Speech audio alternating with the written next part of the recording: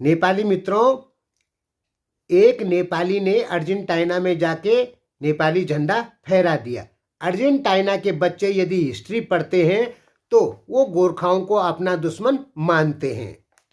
तो हुआ क्या है, नेपाल के एक पर्वतारोही हैं। आपको हम थोड़ी देर में गोरखा वर्सेस अर्जेंटीना वार के बारे में भी बताएंगे कि क्यों अर्जेंटीना के लोग गोरखाओं के बारे में गलत टिप्पणियां करते थे या गोरखाओं से सीधा डरते थे। क्यों डरते थे ये आगे वीडियो में बताएंगे।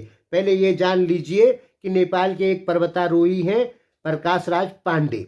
ये अर्जेंटीना का जो एक पहाड़ है आकोंगुआ, जो वर्ल्ड का 10वें नंबर का ऊंचा पहाड़ है, यानी 6960 मीटर इसकी ऊंचाई है, उस पर चढ़ गए हैं और झंडा फहरा दिया, नेपाली झंडा।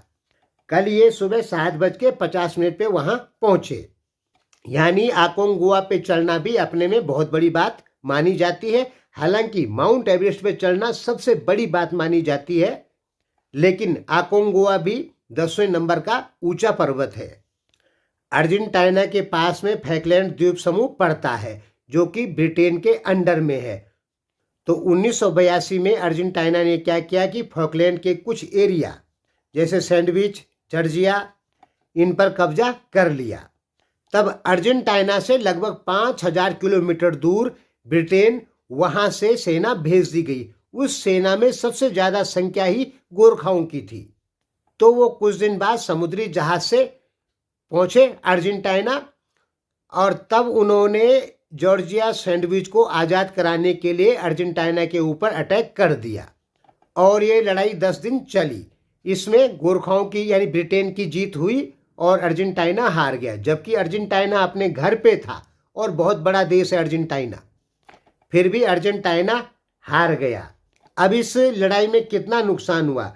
ब्रिटेन को नुकसान हुआ, 255 सैनिक मारे गए और 750 घायल हो गए। 107 ब्रिटेन के सैनिकों को पकड़ा गया। ब्रिटेन के सैनिक में गोरखा सबसे ज्यादा थे इस वार में, जबकि अर्जेंटीना की तरफ से 750 लोग मारे गए।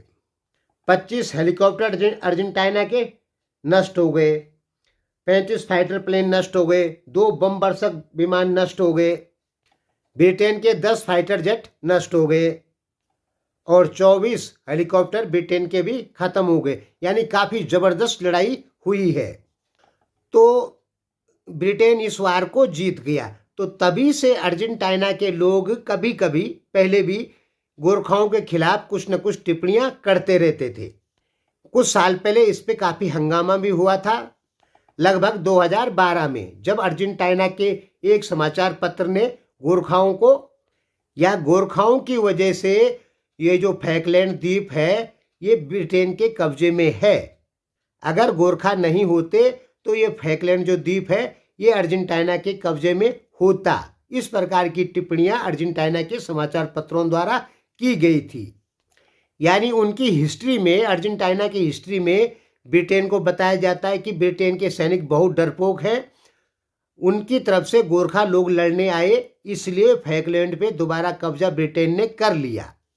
अब बात आपको समझ में आ गई होगी कि अर्जेंटीना के इतिहास में बच्चों को ये पढ़ाया जाता है कि ब्रिटेन के बस का लड़ाई लड़ना नहीं है। अर्जेंटीना ब्रिटेन को आराम से हरा देगा, लेकिन ब्रिटेन की तरफ से गोरखा लोग लड़ते हैं, इस कारण फैकलैंड द्वीप पे दोबारा कब्जा किया ब्रिटेन ने, ये पढ़ाया जाता है। वैसे हमने इस पे बहुत साल पहले, लगभग 2 या 3 साल पहले कंप्लीट वीडियो बना के आपको बताए थे कि अर्जेंटीना ने गोरखाओं का विरोध क्यों किया था।